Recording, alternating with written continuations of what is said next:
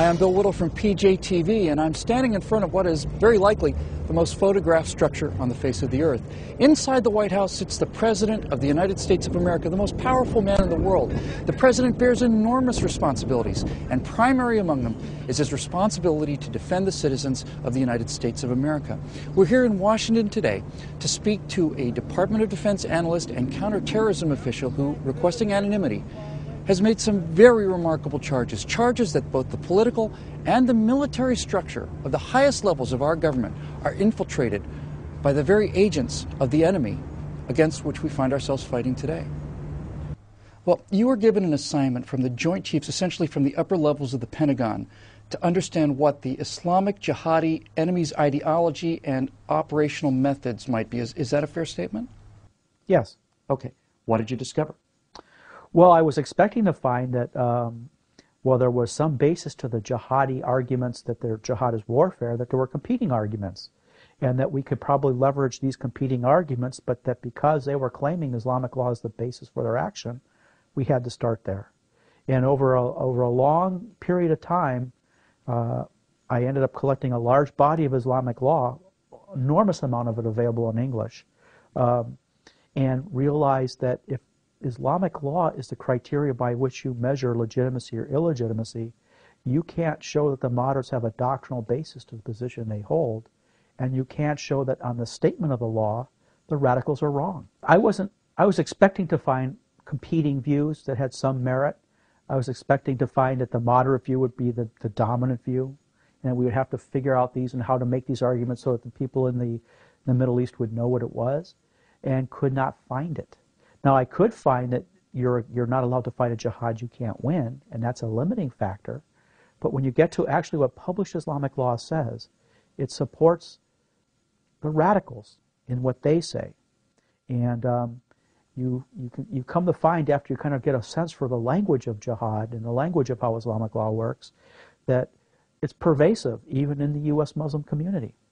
So you got out, you do this research that you were tasked to do by the Joint Chiefs of Staff in the Department of Defense. You come back and you say to them, it's the radicals that appear to have the doctrinal basis, not the moderates. That's correct. Okay, well, presumably, this would be an interesting piece of information for our Defense Department to have. What were the consequences of you coming back with this information? Shock. Because what my experience brought me to was the complete unresponsiveness to facts that as a practical matter they experience every day. I think that gives way on a different level to one that basically has had me believing or holding that if you have no factual basis to hold a position, you have no professional basis to support it. If you're professionals, then you have a duty to be competent. That includes the duty to know. And if you are national security analysts who are professionals, your violation of your oath to be competent is a violation of your oath to protect and defend. It just seems that they've completely picked up our whole national security apparatus and moved it from a factual legal basis to one that supports narratives. But it just struck me that when you hit a certain level, and I don't want to sound too cynical, but at the same time, it seemed where the point at which your future promotion was dependent upon towing a party line let me rephrase that, towing a narrative as opposed to orienting on facts, you just or I witnessed a complete shutdown. A friend of mine used to call my brief the red pill brief or the guilty knowledge brief, meaning you see this brief, it clearly lays out facts that must be accounted for. And at a certain point, they just stopped coming. So when officials started telling you, hey, we're not interested in this, we just really don't care to hear this. I mean, how pervasive was this attitude? Was it large numbers of people or one or two key individuals? I mean, just exactly what are we looking at here? I can't give you names and numbers. I do know. I have to say, in fairness, there are scores of senior people who got it and were supportive. But it seems that the organizational emphasis and the institutional emphasis was in the other direction. And So you would get it in terms of people who come up and tell you, we really support you, but we can only go so far. I supported some missions where the people who I supported made it very clear to me that using the information I used really brought success in a stunning way. And for a while there, I thought that just the sheer force of those successful things would cause some people to do a double look. It didn't happen. Well, immediately after we concluded that interview here in the Mayflower Hotel, a second whistleblower came forward. We received a phone call from another gentleman who's also extremely concerned about the infiltration of radical Islam into law enforcement and defense. Let's go upstairs now and listen to parts of our interview with a former special agent for the Federal Bureau of Investigation. Okay, can you start by giving me a quick thumbnail of your professional experience? I spent nearly 15 years working in the government with a primary expertise on the Islamic movement in the United States, the Muslim Brotherhood, and Islamic doctrine. And which department did you work for? The FBI. So you were a special agent for the Federal Bureau of Investigation? Yes. Okay, you assert that we're getting many of our cues on how to react to this terrorist threat from the Muslim Brotherhood, that essentially we're letting our enemy tell us how to fight them. Now, I think this is a critical point that we really need to make clear. Is this speculation on your part, or is this credible, factual information that you've been able to obtain as a former special agent with the Federal Bureau of Investigation? It's all factual information, and it's open for the public to digest if they so desire. These documents from the Holy Land Foundation trial are available online. All you need to do is Google Holy Land Foundation, and the documents also showed that every major Muslim organization in the United States is a Muslim Brotherhood front, specifically the most prominent organizations. The two most prominent organizations in the United States, or three most prominent, are the Muslim Public Affairs Council, Council on American Islamic Relations, Cair, and Isna, the Islamic Society of North America. Cair is a Hamas entity. It is Hamas. And Isna is a huge financial entity for Hamas in the United States. And Cair and Isna are the two groups that the U.S. government, including the FBI, DOD, State Department, DHS, look to and utilize to do their outreach with the Muslim community in America. Can you tell us how these radical Islamic organizations interface directly with the federal government in terms of the Defense Department, in terms of the Federal Bureau of Investigation, local law enforcement? How exactly do these radical Muslim groups use their connections to suppress the defenses of the United States against these type of activities? That's a great question.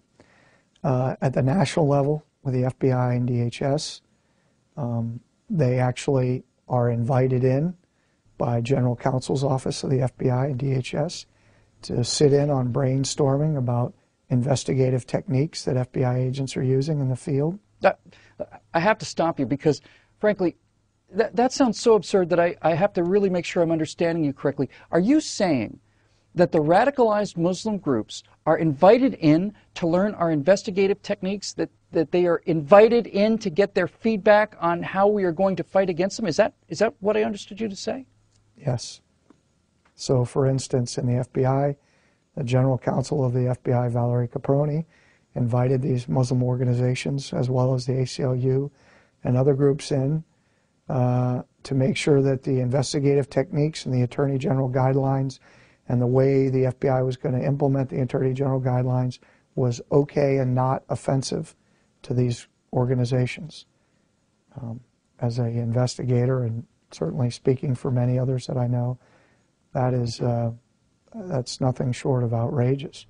If you can imagine any group, whether it's the Cosa Nostra, the Mafia, or any kind of organized crime syndicate, which certainly the Muslim Brotherhood could loosely fall into that category. Certainly it's much, much more significant than the Mafia was, but to invite them in to make sure that our investigative techniques aren't offensive to John Gotti, that's absurd on the face of it, but that's exactly what we're doing. Sure, because you're revealing in great detail exactly what your investigative and interrogation techniques are, right? I mean, In a meeting like that, you're giving away the farm, essentially, in terms of how you're going to be operating in order to make sure that their feelings don't get hurt.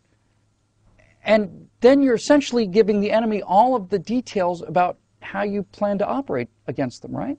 Certainly a significant strategic look at how we're doing things, yes, as well as some specific techniques. Well, you'd mentioned earlier that there's no training, that people ranging from upper-level administrators in the FBI down to some local sheriff's deputy in some county out in the middle of Arizona, someplace, local law enforcement. You mentioned that there's no training for these people whatsoever in terms of the real nature of the threat. Why is that?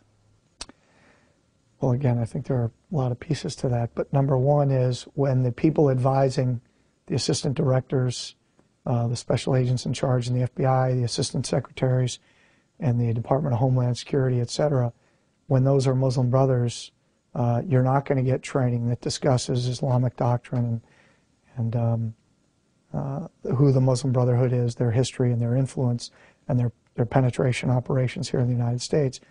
And to boot, the people who are training the FBI are groups like Cair, which is a Hamas entity and an unindicted co-conspirator in the largest terrorism financing trial in the history of the United States. I have to stop you again because this is virtually impossible for me to process.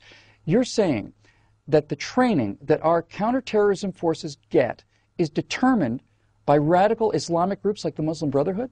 No, I'm not saying it's determined. It's given by them.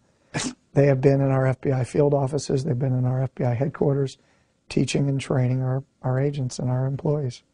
Is this not too dissimilar to saying that that the people who were determining the landing zones for the D-Day invasion of Germany were Nazi SS officials giving out information on gun emplacements and where the best places to come ashore are? Is it not too far-fetched to say that?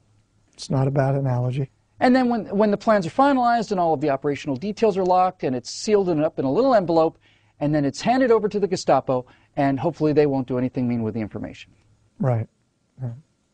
I think that as an average American citizen listening to this information, my first response would be, how on God's green earth did this happen? How did this get this far? This has happened because the Muslim Brotherhood has a long-term strategy. They are well organized with hundreds of front groups that support their public relations, their research arms. They have insinuated themselves into our largest universities. They have Muslim Students Associations, which is the first Muslim Brotherhood group that formed in the United States in 1963. MSA is on every major college campus in the United States, recruiting people to the Brotherhood in our own campuses.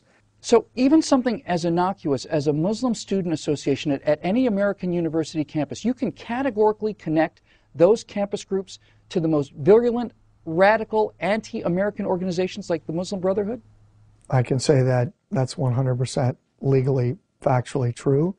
The evidence entered into the Holy Land Foundation trial demonstrated that the Muslim Students Association was the first Muslim Brotherhood entity in the United States, formed in 1963, for the sole purpose of being and establishing the Muslim Brotherhood here. And it continues today to be a Muslim Brotherhood entity that is expanded and recruits and students on campuses in the United States.